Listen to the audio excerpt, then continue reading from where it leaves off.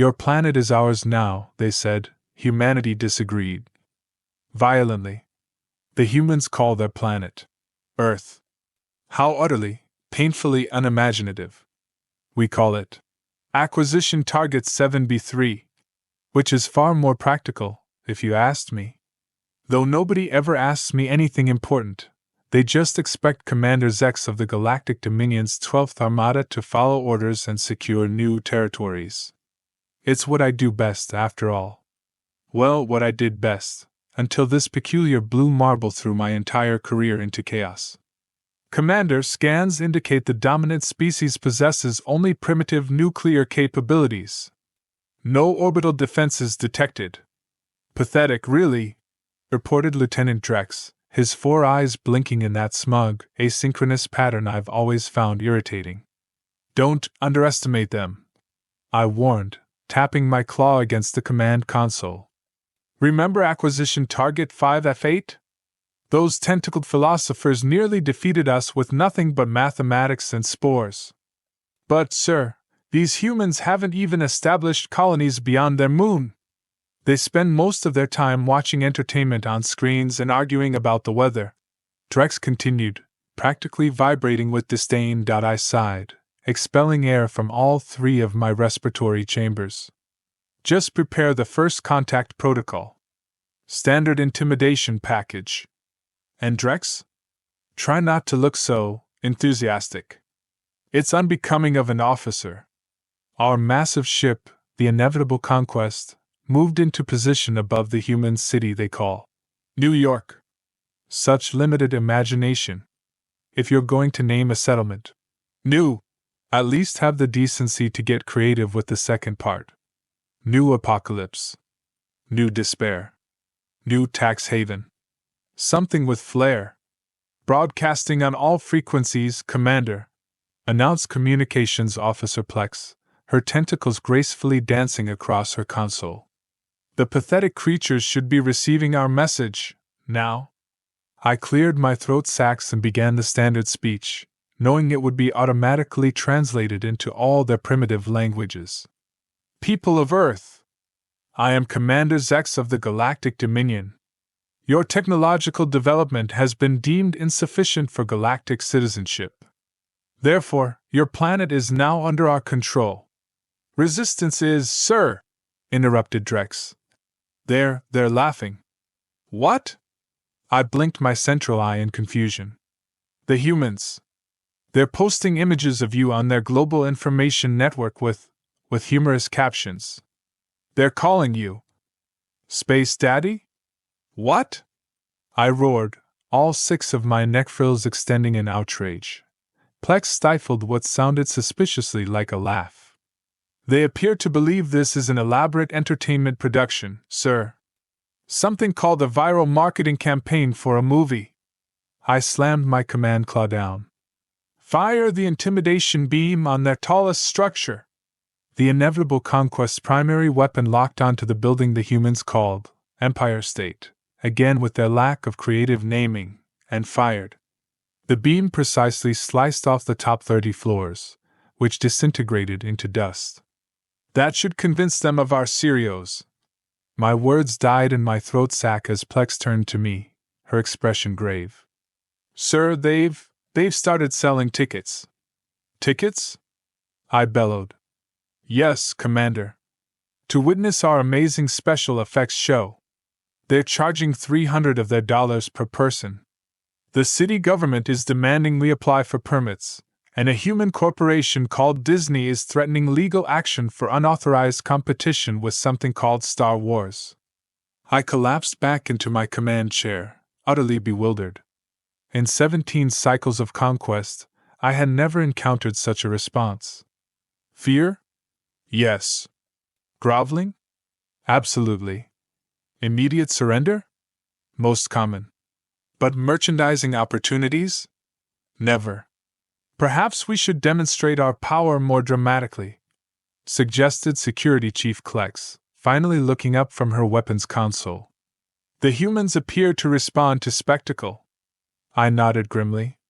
Prepare the terror drones. Target multiple cities simultaneously. Let's see if they still think this is entertainment when their major population centers are surrounded. Within one Earth rotation, our terror drones deployed above what the humans considered their most important cities: New York, London, Tokyo, Moscow, Beijing, and something called Las Vegas, which our cultural analysis suggested was significant due to its extraordinarily high concentration of human vices, and something called all-you-can-eat buffets. The drones were magnificent, hovering metal spheres the size of their largest buildings, covered in pulsating lights and occasionally emitting clouds of harmless but terrifying red mist. Standard intimidation tactics, really, yet somehow, these frustrating humans managed to adapt with alarming speed. "Commander," reported Drex the next day, his voice strained. "The humans in Las Vegas have incorporated our terror drone into their nightly light show. They're projecting advertisements for gambling establishments on its hull."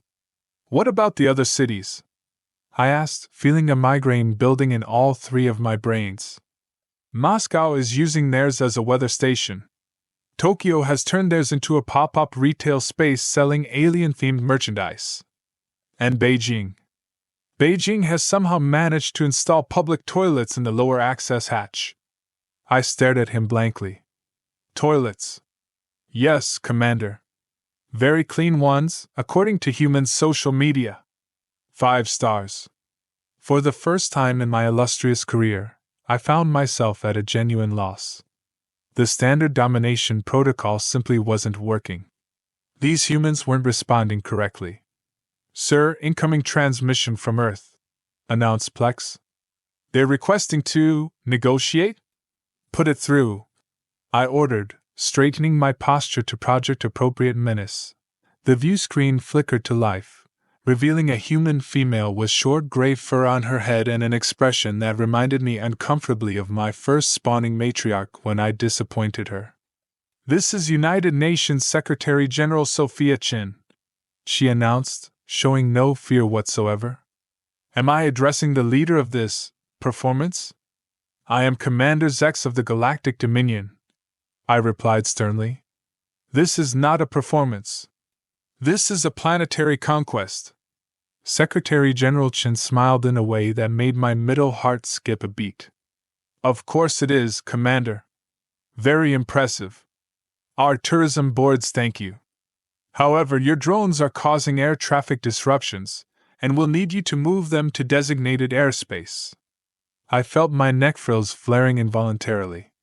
"You don't seem to understand, human. We are here to subjugate your species." "Ma'am," she nodded, with what I can only describe as condescending patience. "And how's that going for you?" Behind me, I heard Klex make a choking sound. "We have destroyed the top of your Empire State Building," I reminded her testily. "Yes, and now it's the most popular selfie backdrop in history. The mayor is considering making the modification permanent. The alien slice, they're calling it."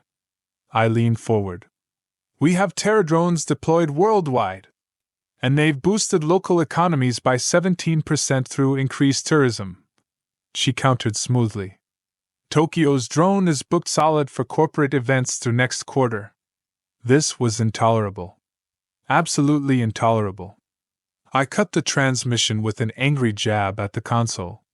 "New strategy," I announced to my officers. "Begin the land invasion. Deploy the shock troops in the largest population centers.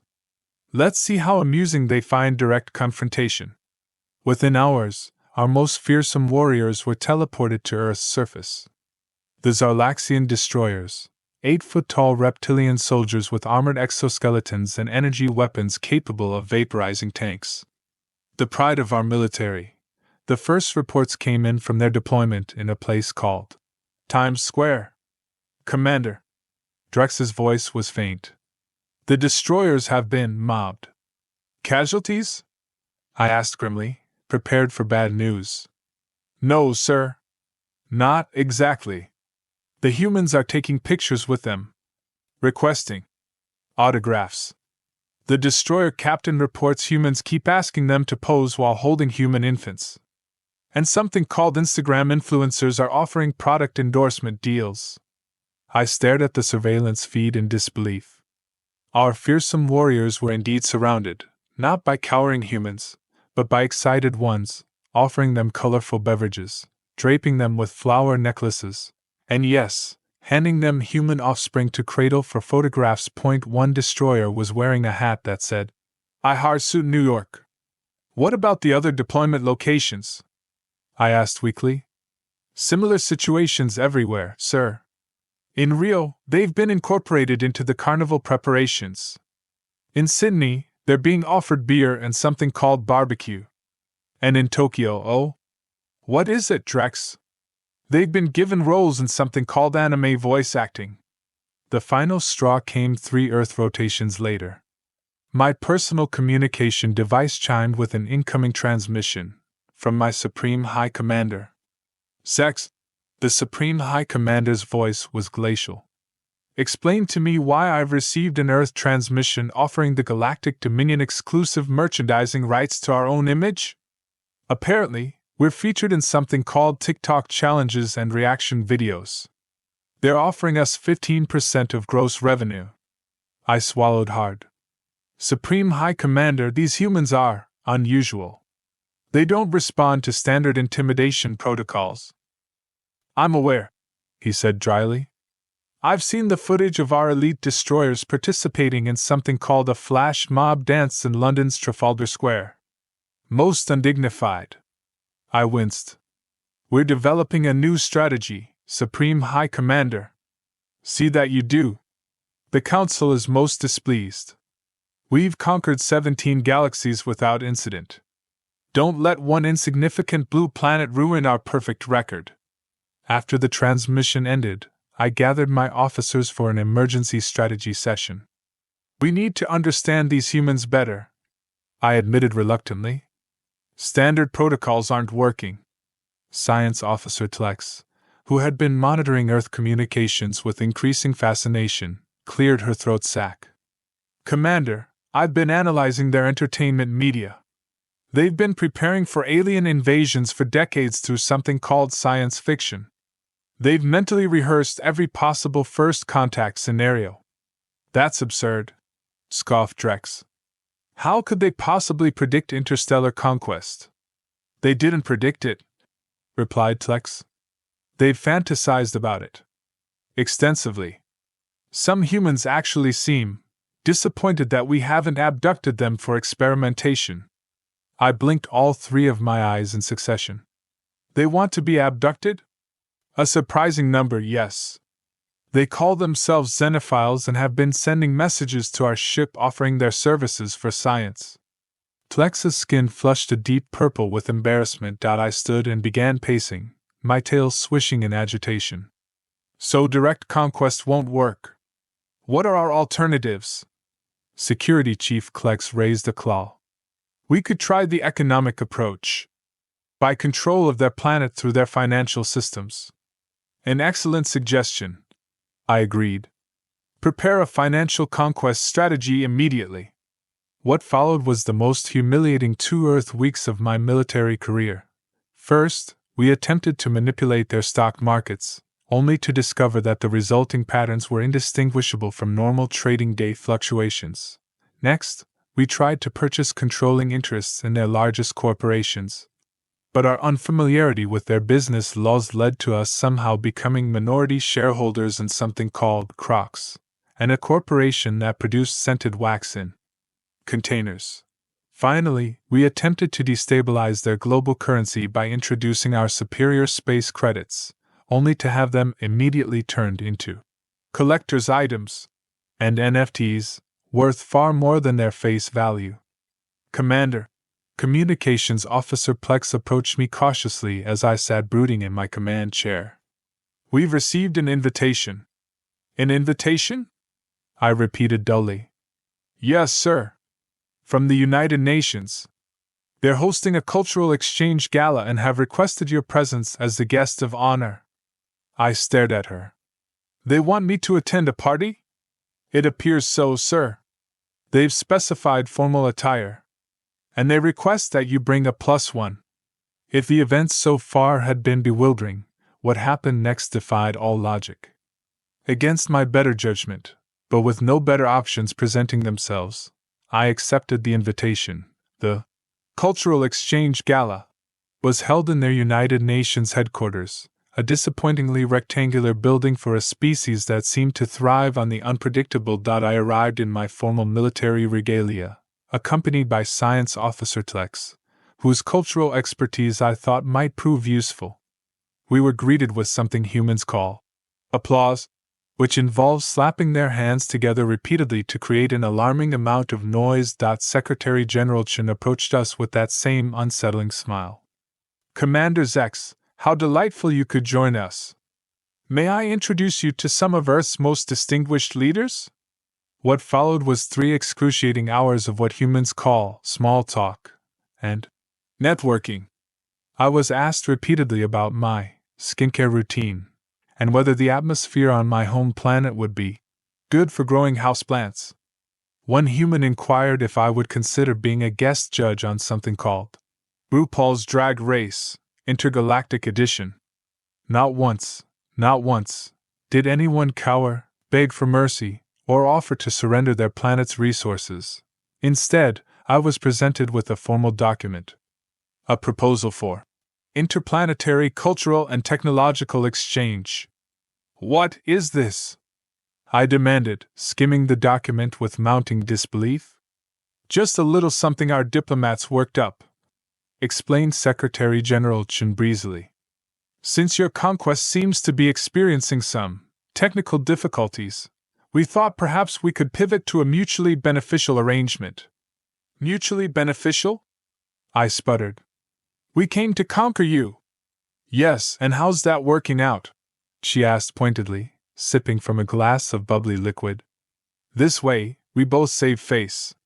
You get access to our culture, media markets, and certain non-critical resources. We get limited access to your technology, nothing military, of course, and the prestige of being the first Earth generation to establish relations with an alien civilization. I stared at her, my 3 brains working overtime to process this audacity. Oh, she added casually, and we've already signed licensing agreements with your troops for their life stories. Several streaming services were in a bidding war. Netflix won. Something about a docuseries called Invasion Vacation. Your soldiers seemed quite pleased with the compensation packages. As if on cue, my communication device chimed. It was a message from the captain of the destroyers, requesting permission to extend their cultural research mission on Earth by another 6 months. Attached were images of my elite troops wearing Hawaiian shirts and participating in something called a conga line.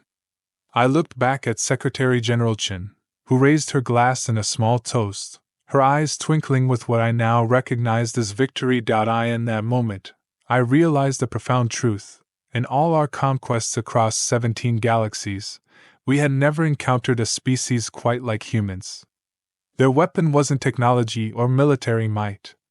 It was their baffling, incomprehensible ability to adapt, to incorporate the alien, literally, into their day-to-day lives, to transform threat into opportunity, terror into entertainment. They had defeated us not with weapons, but with capitalism and social media. I raised my own glass, admitting defeat in the most dignified way possible. To cultural exchange, I said grimly. To cultural exchange, echoed Secretary General Chen, her smile widening. Oh, and Commander? Your ship, the inevitable Conquest? Disney has offered $2 billion to turn it into a theme park ride. And that, dear Galactic Council, is how Earth conquered us. So you surrendered to the humans? Supreme High Commander Vrax's holographic image loomed over me, his disappointment radiating through subspace like a physical force.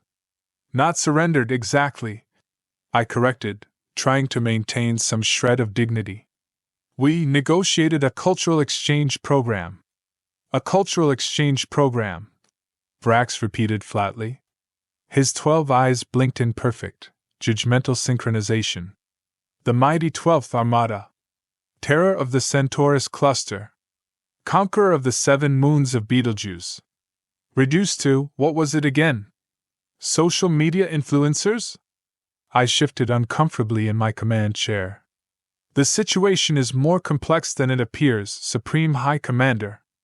These humans have an unprecedented psychological defense mechanism. Ah, yes, Vrax's voice dripped with sarcasm. I believe you called it monetization. Most fascinating. Do elaborate on how the fearsome galactic dominion was defeated by something called merchandise licensing agreements. Behind me, Lieutenant Drex made a small choking sound that he poorly disguised as a cough. I shot him a glare before continuing.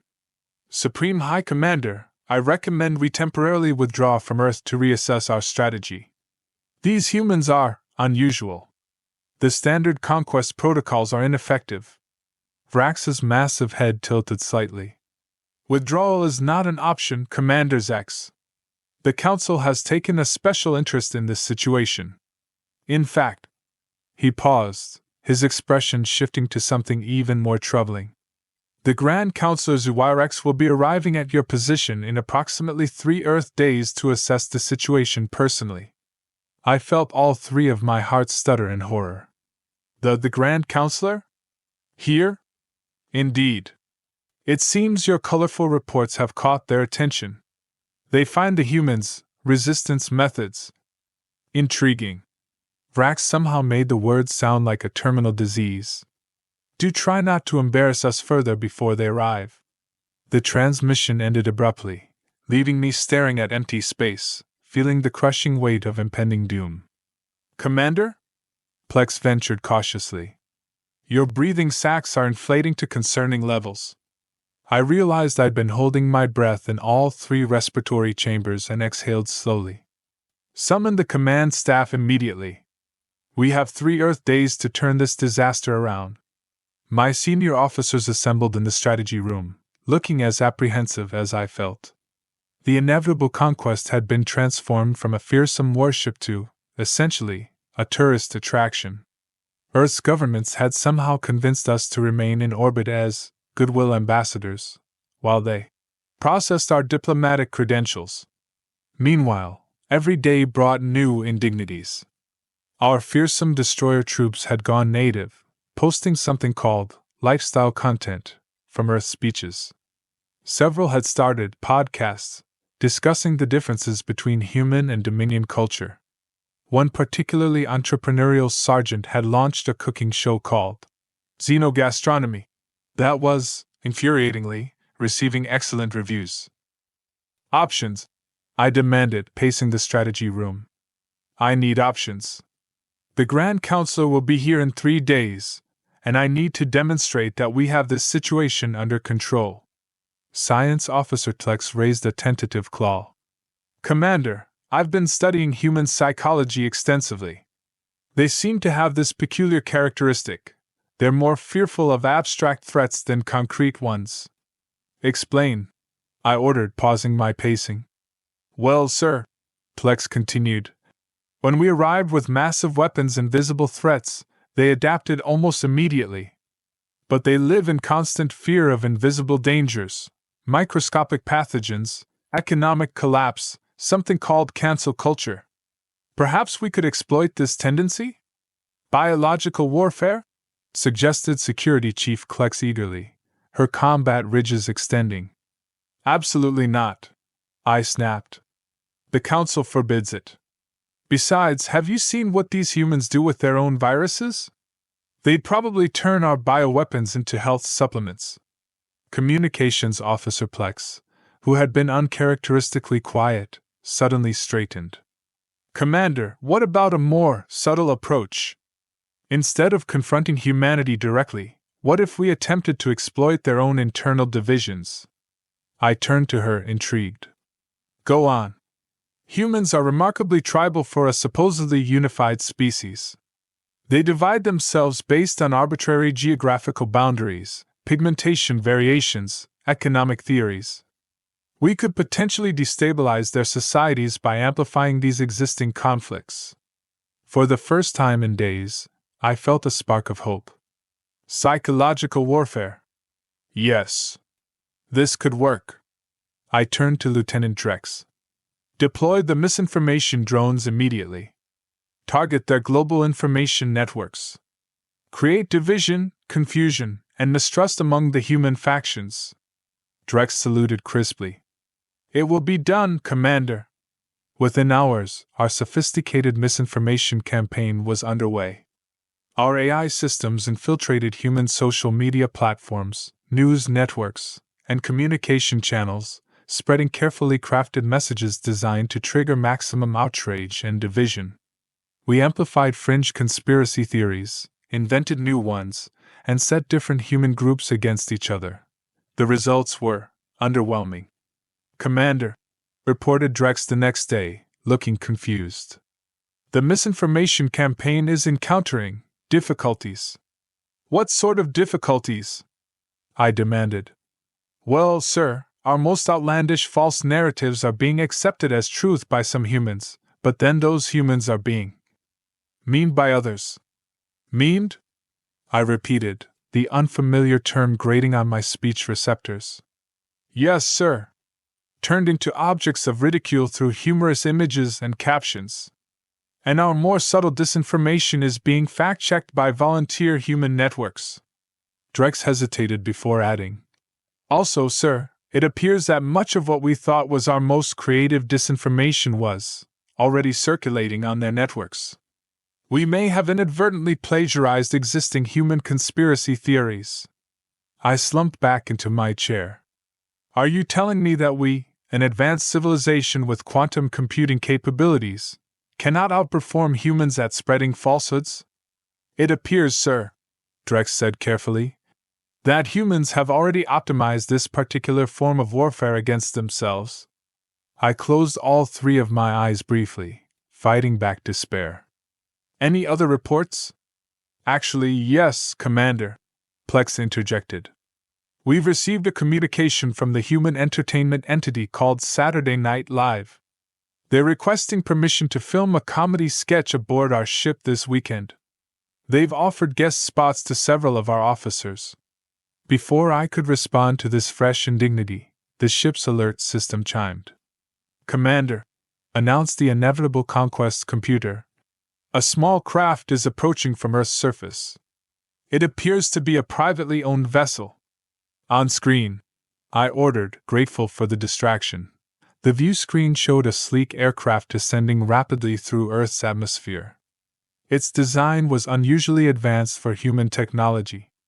Hail them, I commanded.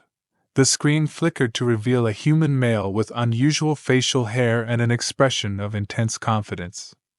Hey there, space buddies! Max Zephyr here, CEO of Quantum Leap Enterprises. Mind if I dock? Got a business proposition that's gonna blow your alien minds. I blinked in confusion. You're approaching a Galactic Dominion warship without authorization. Explain yourself immediately. The human, Zephyr, grinned even wider. Authorization? I've got better than that, Commander. I've got opportunity. Look, this whole we come in peace routine you've pivoted to? Total branding disaster. But I can help you salvage your invasion and make Earth love you for it. Win-win. Against my better judgment, I found myself intrigued. Proceed to Docking Bay 7. But be advised, any hostile action will result in immediate vaporization. Hostile action? Zephyr laughed. Commander, where I come from, we call that aggressive negotiation. See you in 5. 20 minutes later, this bizarre human stood in our conference room, gesticulating wildly as he paced around the table. My senior officers watched him with expressions ranging from confusion to fascination.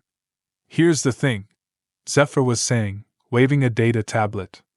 Your invasion flopped because you didn't understand Earth's marketplace. You came in with the tired old resistance is feudal routine. Been done to death. We've seen it in movies since the 1950s. No innovation. Our Conquest protocol is highly effective across 17 galaxies. I pointed out stiffly. Sure, Zephyr dismissed with a wave. But Earth is different. We're saturated with content. You need to disrupt the invasion paradigm. I exchanged glances with my officers. This human spoke a version of language that somehow used recognizable words while making absolutely no sense. "What exactly are you proposing, Mr. Zephyr?" I asked cautiously. His eyes lit up. "Call me Mac. And what I'm proposing is simple: a joint venture. Quantum Leap Enterprises partners with the Galactic Dominion to create the galaxy's first human-alien corporate conglomerate. We rebrand your invasion as a merger and acquisition. Earth gets access to your tech, you get access to our creativity and consumer markets. Everybody wins." I stared at him. "You want us to pretend we're not conquering you, by actually not conquering you, but calling it a business transaction instead?" "Exactly." Zephyr snapped his fingers. "You get it. It's all about the narrative, Commander. Hostile alien invasion is so last century. Revolutionary cosmic partnership is the headline we want." Before I could respond to this lunacy, Science Officer Tlex spoke up. "Mr. Zephyr, are you suggesting that humans would prefer to be purchased rather than conquered?" "Purchase sounds so crude," Zephyr corrected. "Let's call it incorporated. And yes, absolutely. Conquest means destruction, but business means profit. Humans will line up to be part of this." I was about to dismiss this absurd proposal when my communication device chimed urgently. A priority message from Supreme High Command. "Grand Councilor arrival accelerated. ETA 12 Earth hours. Prepare accordingly." My heart sank into my digestive cavity. 12 hours. Not 3 days. 12 hours to transform this catastrophic failure into something resembling success. I looked at the grinning human, then back at my officers, and made a decision I never thought possible.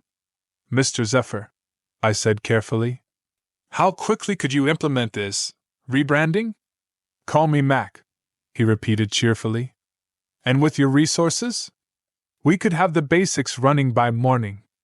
Just need to make a few calls, set up a press conference, maybe draft a quick prospectus for the markets." And so began the most bizarre night of my military career. My warship's command center was transformed into what Zephyr called a startup incubator. Human business associates arrived by the dozen, speaking rapidly into communication devices and demanding something called espresso, which required us to repurpose a molecular synthesizer. By dawn, the Cosmic Convergence Corporation had been formed, with elaborate legal documents, a bizarre symbolic image Zephyr called a logo, and a catchphrase that made me question my understanding of language. "Elevating humanity to the stars, one synergy at a time.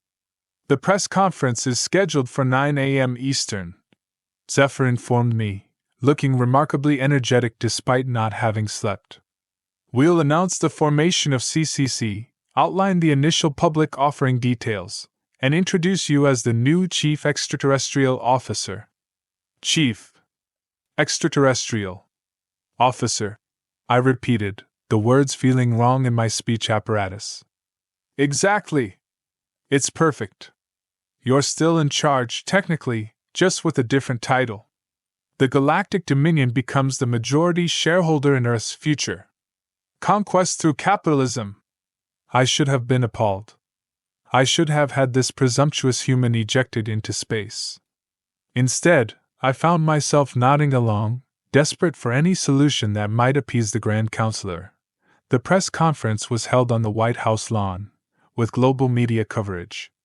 I stood beside Zephyr, wearing what he called a power suit over my military uniform, feeling increasingly like I was participating in an elaborate practical joke. "People of Earth," Zephyr announced to the assembled crowds and cameras, "today marks the beginning of a new era for humanity. Cosmic Convergence Corporation represents the first interstellar public-private partnership in human history. No longer will we look to the stars and wonder. We'll be working side by side with our new galactic partners to build a future that's out of this world." The crowd actually applauded. They applauded. These humans were cheering for their own assimilation, as long as it came with stock options. I stepped forward to the communication device humans call a microphone, and delivered my prepared statement. The Galactic Dominion looks forward to this synergistic opportunity. Your planet's unique resources and innovative spirit will make valuable additions to our portfolio. More applause. Questions from the press. Something about projected earnings and sustainability goals. I answered as best I could, following the guidelines Zephyr's team had prepared, and then, just as the event was concluding, a shadow fell over the gathering. A massive ship, 4 times the size of the inevitable Conquest, descended through the clouds. The Grand Councilor had arrived. The human media went wild, assuming this was part of the planned spectacle. Cameras turned skyward as the ceremonial vessel of the Grand Councilor took position directly overhead. "Is this part of the presentation?" Zephyr whispered to me, his confident demeanor cracking slightly. "No," I hissed back. "That's the Grand Councilor. My superior. The being who will decide whether I live or die based on the success of this mission." "Oh?" Zephyr's face paled slightly. "Well, no pressure then."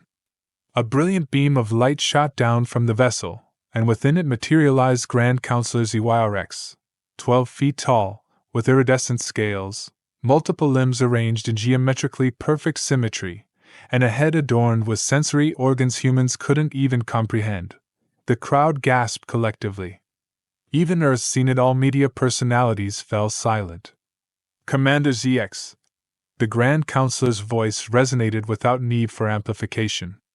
"Explain this situation immediately." I stepped forward, saluting formally. "Grand Councilor, I present to you the successful incorporation of planet Earth into the Galactic Dominion through an innovative conquest methodology adapted to the unique psychological profile of the indigenous species." The Grand Councilor's primary eyes narrowed. "Elaborate." After careful analysis, I continued, trying to project confidence I absolutely did not feel. "We determined that conventional conquest would result in unnecessary resource expenditure. Instead, we have established a corporate entity that gives the Dominion effective control over Earth's resources and population, while maintaining the infrastructure and social systems that make the planet valuable." There was a tense moment of silence as the Grand Councilor processed this information. I was acutely aware of billions of humans watching this encounter on their broadcast systems. If this went poorly, it would be the most spectacularly public failure in Dominion history. Then Max Zephyr stepped forward, boldly, foolishly, and extended his hand toward the Grand Councilor. Max Zephyr, CEO of Quantum Leap Enterprises and co-founder of Cosmic Convergence Corporation. "Pleasure to meet you. I've got to say, your entrance was spectacular. Really good showmanship. We should talk about your personal brand potential." I froze in horror. No one addressed the Grand Councilor without permission. No one extended appendages toward the Grand Councilor's person. This human had just committed multiple capital offenses in the span of seconds. To my astonishment, the Grand Councilor's upper right limb extended to meet Zephyr's hand in what appeared to be a gesture of reciprocation. "Interesting." The Grand Councilor's voice modulated to a slightly less earth-shaking volume. "This method of conquest is unorthodox." "Unorthodox is exactly where the growth opportunities are," Zephyr responded enthusiastically. "Look, we've prepared a complete prospectus on the Cosmic Convergence Corporation. Projected revenue streams, resource allocation, technology transfer protocols, it's all there. Earth gets stability and advanced tech, your Dominion gets efficient resource extraction and a new market for whatever it is you sell. Win-win." The Grand Councilor's sensory appendages quivered in what I recognized, with shock, as curiosity rather than anger. "I will examine this prospectus," announced the Grand Councilor. "Commander ZX, you will accompany me to discuss this strategy in detail." I was teleported to the Grand Councilor's vessel along with Zephyr, who seemed remarkably unfazed by the experience.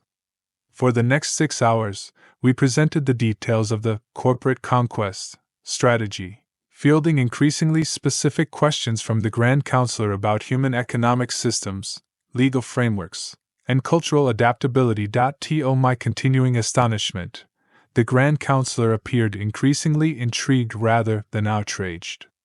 The Council has been concerned about the resource cost of traditional conquest methods, they eventually admitted. Your approach, while unconventional, offers intriguing efficiency metrics. Zephyr, who had somehow established an easy rapport with the most feared being in 17 galaxies, nodded enthusiastically. Exactly! Why waste resources on military occupation when you can achieve the same goals through market forces? Plus, happy people are productive people, am I right? The Grand Councilor's primary eyes blinked in what might have been amusement. Your species is unusual, human Zephyr. You accept dominion if it comes with the illusion of choice and opportunity for individual gain. It's not an illusion if people actually benefit. Zephyr countered with surprising boldness. The best partnerships create value for everyone involved. I held my breath, certain this human's impertinence would finally trigger the Grand Councilor's legendary temper. Instead, the Grand Councilor made a sound I'd never heard before, something like crystalline chimes resonating in perfect harmony. It took me a moment to realize they were laughing. The Council will be most interested in this development, the Grand Councilor announced. Commander ZX, your unorthodox approach is approved as an experimental conquest protocol. Document the methodology for potential application to other resistant species. I nearly collapsed with relief. Thank you, Grand Councilor. The Dominion's interests will be prioritized in all operations.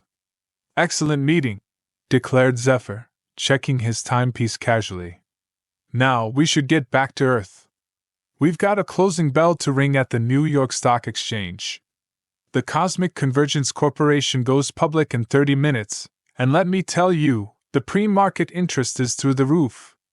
As we returned to Earth's surface, I found myself in the unprecedented position of having succeeded by completely failing at my original mission.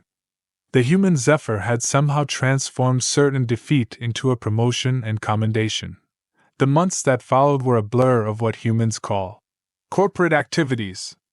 The Cosmic Convergence Corporation's initial public offering broke all previous records. Humans lined up to purchase shares in their own conquest. Our technology, carefully filtered and commercialized, transformed Earth's industries. The Dominion received a steady flow of resources, cultural artifacts, and data, while humanity received just enough advanced technology to feel they were getting the better end of the deal. My officers adapted to their new, corporate titles with surprising enthusiasm. Lieutenant Drex became Chief Operations Officer and developed an unhealthy attachment to something called performance metrics. Science Officer Tlex was named Chief Research Officer and established joint laboratories with human scientists. Even Security Chief Klex, the most militant among us, embraced her role as Chief Risk Officer, with unexpected zeal. As for me, Commander, now Chief Extraterrestrial Officer, Zex, I found myself in the strange position of conquering through cooperation. I lived in a luxurious penthouse in New York City, appeared on human talk shows, and even rang the opening bell at their stock exchange point 1 year after our arrival. I sat with Max Zephyr on the observation deck of what humans now call the CCC Tower, formerly the Inevitable Conquest, now permanently docked as Earth's most exclusive corporate headquarters and tourist attraction. Quarterly earnings report came in, Zephyr informed me, sliding a data tablet across the table. We're up 217% year over year. The Dominion Council must be pleased. They are, I confirmed. In fact, they're implementing similar protocols on 3 other planets. Corporate conquest is becoming the preferred methodology for species with complex economies. Zephyr grinned. See? Earth's greatest contribution to the galaxy, teaching advanced civilizations how to make money instead of war. I gazed out at the New York skyline, dramatically enhanced by the elegant integration of Dominion architectural elements. Humans moved about their business below, their lives superficially unchanged yet fundamentally transformed by our presence. You know what's funny? Zephyr mused, sipping his beverage. If you just landed and said we're here to help you advance your civilization through mutually beneficial exchange, we probably would have shot you down immediately. But because you came as conquerors, we had to find a way to turn it to our advantage. I considered this. Your species has a remarkable capacity for adaptation. Survival instinct. Zephyr shrugged. When the big guy shows up with a bigger stick, you don't fight the stick, you find a way to sell stick insurance. The data tablet chimed with an incoming message from Supreme High Commander Vrax, now Galactic Executive Chairman of the Cosmic Convergence Corporation. Sex, the message read. The Council requires your expertise. 6 new planets identified for corporate conquest protocols. Report to Central Command for briefing on new assignment, Director of Interspecies Merger and Acquisition Division. I showed the message to Zephyr, who whistled. Looks like you've been promoted. Congratulations, buddy. Indeed, I replied, feeling strangely ambivalent. I am to establish similar arrangements throughout the sector. Zephyr raised his glass. To corporate conquest, humanity's greatest export. As I raised my own glass in response, I couldn't help but wonder who had really conquered whom. The Galactic Dominion had come to subjugate Earth, yet somehow we had adopted human methods, human terminology, even human clothing styles. Our fearsome military had been transformed into corporate executives. Our conquest protocol had been completely redesigned based on human economic models. Perhaps, in the end, conquest wasn't about who possessed the superior weaponry or technology. Perhaps true conquest was about whose ideas prevailed. By that measure, as I sat in my human design chair, wearing a human style business suit, drinking a human beverage called espresso, that I'd grown embarrassingly dependent upon, the victor was clear. Earth hadn't resisted our conquest, they had subverted it so completely that we now conquered others in their image. And the most terrifying part? I was beginning to think this might be an improvement. To corporate conquest, I echoed, clinking my glass against Zephyr's. May we never return to the old ways. And somewhere in the vast reaches of space, I imagined the ancient warrior species who founded the Dominion spinning in their ceremonial burial pods at the thought of conquest through quarterly earnings reports and stock options. But as the humans say, if you can't beat them, acquire a controlling interest in their company and rebrand them.